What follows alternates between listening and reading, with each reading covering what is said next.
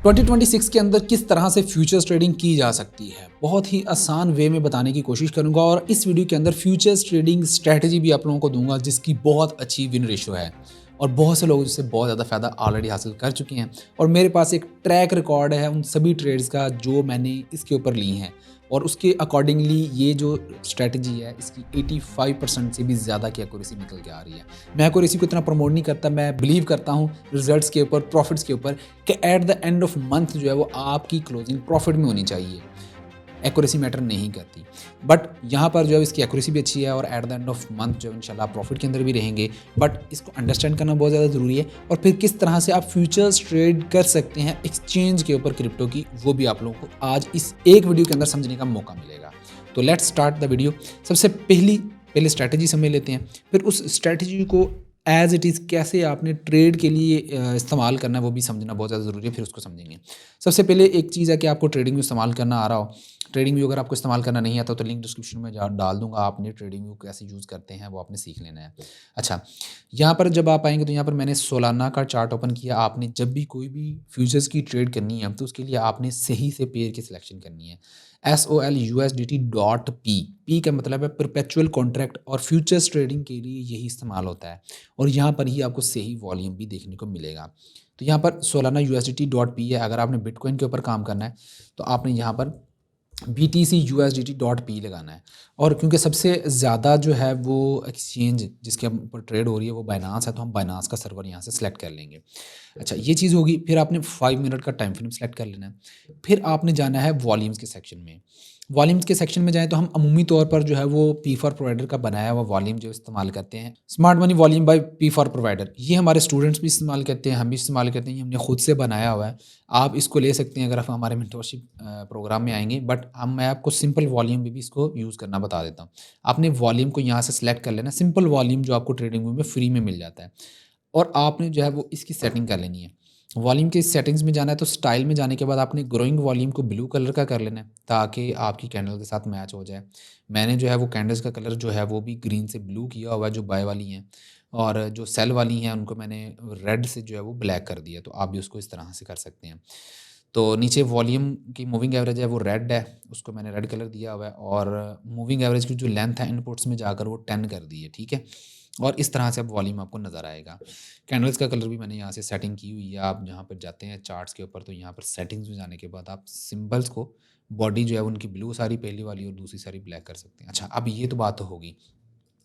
अब दूसरी इंपॉर्टेंट चीज़ है कि आपको स्ट्रक्चर मैपिंग अच्छे से आती हो। अगर आपको स्ट्रक्चर ड्रा करना नहीं आता तो उसके ऊपर भी मैंने फ्री में वीडियोस बनाई हुई हैं, 3 वीडियोस हैं, वो आपने देख लेनी है। लिंक आपको डिस्क्रिप्शन में मिल जाएगा उस प्लेलिस्ट का।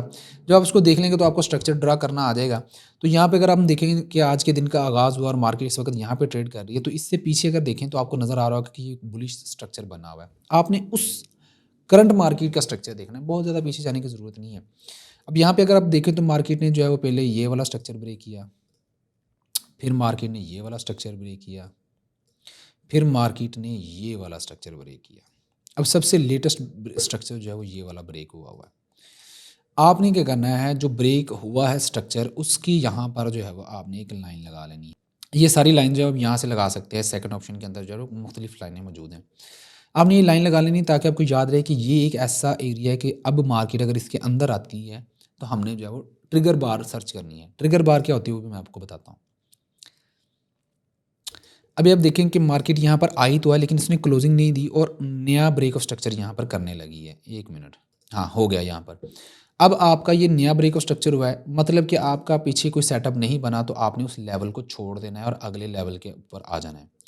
अब यहाँ से हम इसको मूव करके यहाँ पर ले जाएंगे और अब वेट करेंगे कि मार्केट जो उसने स्ट्रक्चर ब्रेक किया है उस एरिया के अंदर दोबारा आए। अब यहाँ पर जो है वो मार्केट इसके अंदर आई है। अब आपने ब्लैक कलर ऐसी फाइंड करनी है जिसका वॉल्यूम जो है वो इस रेड कलर के मूविंग एवरेज को टच कर रहा हो। यहाँ पर अगर आप देखो तो यहाँ पर कोई भी ब्लैक कलर की कैंडल ऐसी नहीं है कि जिसका वॉल्यूम ब्लैक वाला रेड मूविंग एवरेज को टच कर रहा हो। हम वेट करते हैं यहाँ पर। हाँ, यहाँ पर आप देखें, यहाँ पर जो है ये 2 कैंडल्स ऐसी बनी है। सबसे पहले वाली बड़ी कैंडल है, उसका मूविंग एवरेज से ज़्यादा वॉल्यूम है, ये भी हमारी ट्रिगर बार हो सकती है। लेकिन इसके बाद एक और ऐसी कैंडल है जो इसके बाद बनी है और उसका वॉल्यूम जो है वो रेड लाइन को टच कर रहा है। हमने बाद वाली कैंडल यानी कि लेटेस्ट कैंडल जो बन रही होगी उसको कंसिडर करना है। यहाँ पर ये वाली कैंडल जो हमारी ट्रिगर बार है, अब हमने वेट करना है कि कोई ब्लू कैंडल इससे के ऊपर जाकर क्लोज हो, लेकिन उसका वॉल्यूम इससे कम होना चाहिए, यानी कि इससे नीचे होना चाहिए, इससे नीचे हो, और क्लोज कैंडल जो है इससे ऊपर हो। अब ये वाली कैंडल जो तकरीबन वहीं पे क्लोज हुई है जहाँ पर ये ब्लैक कैंडल क्लोज हुई है, तो हम वेट कर लेंगे कि क्लियर हमें कोई कैंडल मिल जाए। तो यहाँ पर अगर आप देखो तो ये एक कैंडल ऐसी बनी है, ये वाली कैंडल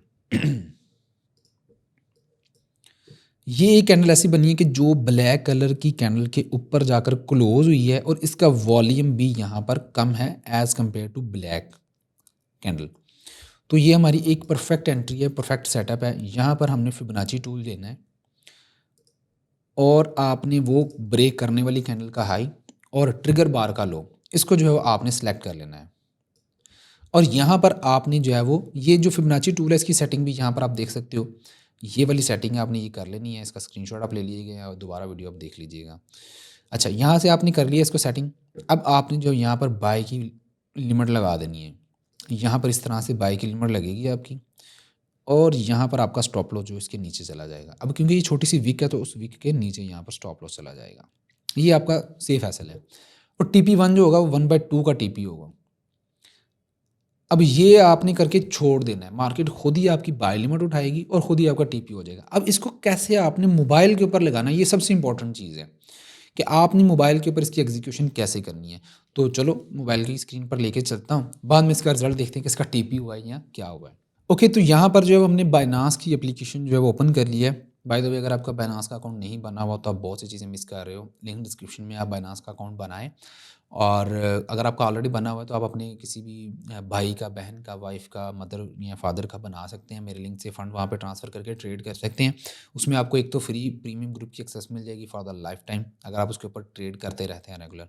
दूसरा ये है कि उसके ऊपर जो लाइव सेशंस होते हैं वो भी आप लोगों के साथ जो शेयर होते रहेंगे, वहाँ पे मैं खुद भी आता हूँ। और तीसरी चीज़ ये है कि अगर आपको कोई मसला बनता है बाइनेंस के अंदर, तो ये है कि हम जो है वो आपके उस केस को जल्दी जो है वो सॉर्ट आउट करवा सकते हैं। तो ये सारी चीज़ें जो आपको मिल सकती हैं। अच्छा, यहाँ पर आपने आ जाना नीचे फ्यूचर्स के सेक्शन के ऊपर। पहले हमने स्पॉट ट्रेडिंग भी सीख लिया था, अकाउंट बनाना भी सीख लिया था। स्पॉट और फ्यूचर के अंदर क्या डिफरेंस होता है ये भी आपको समझाया हुआ है। उसके लिंक भी मैं डिस्क्रिप्शन में डाल दूँगा ताकि आपको तरतीब से सारी चीज़ें समझने का मौका मिल जाए। और मेन चीज़ जो होती है ना वो सीखने वाली होती है कि आपको काम सही से करना आता हो, तो वो वीडियोज़ भी आपने देख लेनी है। फ्यूचर्स के सेक्शन में यहाँ पर आ चुके हैं। यहाँ पर टॉप पर आपने जो है वो USDM सेलेक्ट करना है, और नीचे आ गया पेयर सेलेक्ट करने का ऑप्शन। यहाँ पे हमने क्योंकि एनालिसिस सोलाना के ऊपर किया था तो हम सोलाना को यहाँ से सिलेक्ट कर लेंगे। सोलाना USDT, अभी प्राइस कोई और चल रही है, वहाँ पे कोई और थी, उसको आपने इग्नोर करना है। अब आपने सोलाना का पेयर जब सेलेक्ट कर लिया तो आपने यहाँ पर अपना लेवरेज सेलेक्ट कर लेना है। मैं रिकमेंड करता हूँ कि आपने कभी भी लेवरेज जो है वो 5x से ज़्यादा का नहीं लेना। ये मैं आप लोगों को इनके कंपनी के एक एडवाइस भी कर रहा हूँ, प्रोफेशनल एडवाइस है मेरी तरफ से कि आपने 5x से ज़्यादा का लेवरेज कभी भी इस्तेमाल नहीं करना फ्यूचर ट्रेडिंग के लिए। फिर यहाँ पर आपने मार्केट आ जाता है, यहाँ पर लिमिट का ऑप्शन आ जाता है। आपने क्या करना है, अभी मेरा बैलेंस जो है वो 1000 का है, ठीक है, राउंड फिगर किया ताकि आपको अच्छे से समझा सकूँ। तो यहाँ पर आपने प्राइस देख लेनी। अब यहाँ पर जो एंट्री प्राइस थी वो हमारी थी 126.89, ये हमारी एंट्री प्राइस थी, और हमारा स्टॉप लॉस था 126.70, और हमारा टेक प्रॉफिट है 127.28, ये हमारा टेक प्रॉफिट है। अब हमने अपनी इस तरह से कैलकुलेशन करनी है और ट्रेड एग्जीक्यूट करनी है कि अगर हमारा स्टॉप लॉस हिट हो तो 1% जो है वो जाए, इससे ज़्यादा लॉस नहीं होना चाहिए। और ये रिस्क मैनेजमेंट, बेहतरीन रिस्क मैनेजमेंट है ट्रेडिंग की ज़ुबान के अंदर। तो यहाँ पर आपने क्या करना है, यहाँ पर ये परसेंटेज वाला सेक्शन आपने आगे पीछे करके जहाँ पर जो है ना सेलेक्ट कर लेना। मैं कहता हूँ 15% यहाँ पे सेलेक्ट करने के बाद एडवांस के सेक्शन में जाना है। तो यहाँ पर आपको पता चल जाएगा कि अगर आपका यहाँ पर एसएल होता है तो कितने डॉलर जाएंगे। यहाँ पर अभी जा रहे हैं बहुत कम, तो हम इसको जो है वो यहाँ पर बढ़ा लेते हैं, क्योंकि हमारा स्टॉप लॉस बहुत छोटा है और टेक प्रॉफिट लेवल भी बहुत छोटा है। तो इवन दो कि 100% मार्जिन यूज़ करने पे भी यहाँ पर जो है हमारा 1% नहीं यूज़ हो रहा। तो इन दिस केस आप जो है वो यहाँ पर थोड़ा इंक्रीज़ भी कर लें लेवरेज, ताकि आप जो है वो ज़्यादा बड़ी ट्रेड ओपन कर सकें। तो यहाँ पर मैंने लेवरेज रीसेट किया, तो यहाँ पर दोबारा से वैल्यूज़ भी डालनी पड़ेंगी। तो मैं यहाँ पर जो एंट्री प्राइस है अपनी लिमिट की वो है जी हमारी 126.89, ठीक है। ये हमारी 126.89 जो हमारी ये एंट्री प्राइस है। तो यहाँ पर अब एडवांस में जाकर चेक करता हूँ कि यहाँ पर हमारा कितना यूज़ होगा तो वो बनेंगे। लेवरेज सेट करने के बाद यहाँ पर नीचे जो है वो अवेलेबल बैलेंस 1000 है। मैंने आपको समझाने के लिए राउंड फिगर लिया है। नीचे मार्केट लिखा हुआ है, आपने यहाँ पर जो है वो उसको लिमिट पे ले आना है। लिमिट के वो जो मार्केट जो हम अभी लगाने लगे हैं उस तरह से आप इसको कर सकते हैं। अभी अपनी प्राइस को इग्नोर करना है, जैसे मैंने बोला है। आपने यहाँ पर वो वाली प्राइसेस डालनी है जो यहाँ पर हैं।